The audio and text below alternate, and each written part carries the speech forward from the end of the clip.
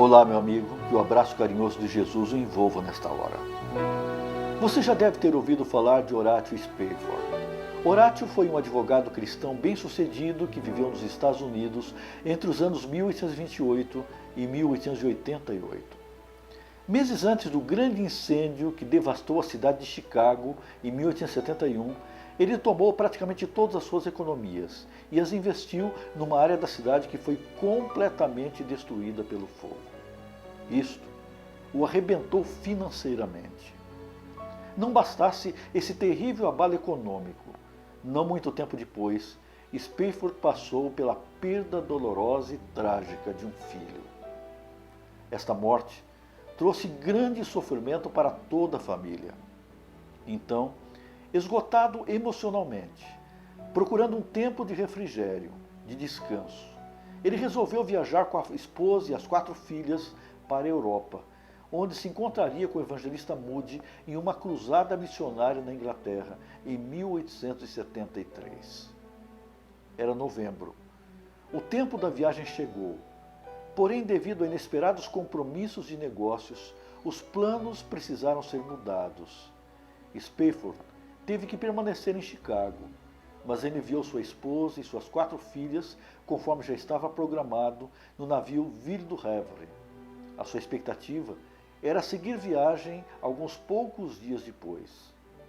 Acontece que no dia 22 de novembro de 1873, o navio em que viajava a esposa e as filhas sofreu um acidente e naufragou. Afundou em 12 minutos. Muitos perderam a vida no acidente. Dias depois, os sobreviventes finalmente chegaram em Cardiff, no país de Gales, e a senhora Spafford mandou um telegrama ao marido. O telegrama dizia assim: salva, porém sozinha. As 4 filhas haviam morrido no naufrágio, apesar de todos os esforços para salvá-las. Imediatamente após receber o telegrama da esposa, Spafford tomou o navio e foi ao encontro da sua mulher. Quando o navio que o transportava para a Inglaterra chegou perto do local da tragédia, Spafford escreveu a letra de um dos cânticos mais belos do cristianismo. Esta poesia diz assim: se paz a mais doce me deres gozar, se dor a mais forte sofrer, ó seja o que for, tu me fazes saber que feliz com Jesus hei de estar. Sou feliz com Jesus, sou feliz com Jesus meu Senhor. Embora me assalte o cruel Satanás e ataque com vis tentações, ó sim, certo estou, mesmo em tais provações, em Jesus acharei força e paz.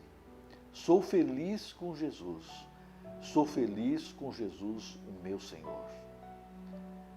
Esta história dramática e real nos leva à seguinte questão: como eu posso estar feliz e em paz quando enfrento dificuldades? Como manter alegria quando tudo vai mal? Como continuar sereno e com um sorriso nos lábios em meio às tragédias? Certamente, isto não é fácil. Isto não é normal. Não é natural. Sim, não é natural, mas é possível. Para isso é necessária uma certeza muito grande de quem é Deus e saber em quem temos crido.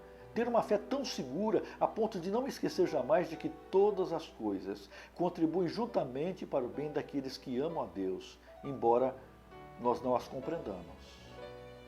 Certamente, podemos aprender um pouquinho sobre essa atitude com o apóstolo Paulo. De dentro de uma cela insalubre onde estava encarcerado na prisão mamertina em Roma, o velho apóstolo escreveu uma carta para a igreja de Filipos. Esta carta é conhecida como a Epístola da Alegria.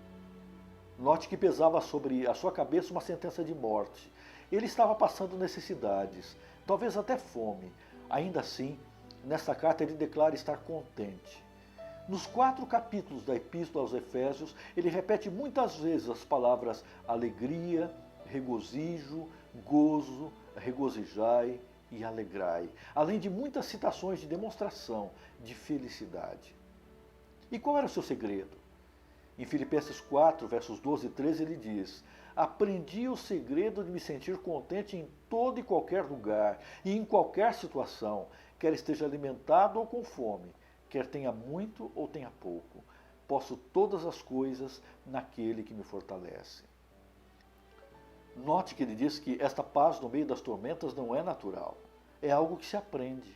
A palavra traduzida como contente neste texto bíblico é a palavra grega autarquês, ou autocratés, de onde vieram também as palavras autarquia e autocrata, que significam soberano, absoluto, independente. O que o apóstolo estava dizendo é que é possível conservar a serenidade, o controle da situação, a autonomia, independentemente dos problemas pelos quais estamos passando. É como se ele dissesse: eu aprendi a manter o controle. Em outras palavras, é preciso aprender a manter a serenidade em toda e qualquer situação. Na hora da humilhação ou da exaltação, na hora da fartura ou da fome, na hora da abundância ou da escassez. A maioria de nós não sabe administrar bem nem uma situação, nem outra. Quando estamos por baixo, xingamos, reclamamos, sofremos, enchemos o coração de ódio e de mágoa. Quando estamos por cima, esbanjamos e humilhamos quem está por baixo. Paulo aprendeu a viver contente em toda e qualquer situação, porque Cristo fortalecia. Em nenhum momento o apóstolo pretendeu nos ensinar alguma nova filosofia de vida, ou uma oração mágica que forçasse as janelas do céu a se abrirem sobre nós. Ele tão somente estava falando que chegou à maturidade da fé, que lhe dava o controle da situação, fosse qual fosse ela, porque Jesus Cristo fortalecia. Você já chegou a essa experiência, amigo? É capaz de ficar sereno, em paz, talvez chorando, mas sem perder o controle, com tempestades horríveis por fora, mas com confiança, segurança e tranquilidade no coração. No meio das angústias você é capaz de dizer: ainda assim, eu sou feliz com Jesus. Que Deus te dê essa experiência, amigo, hoje e sempre. Que o Senhor te abençoe.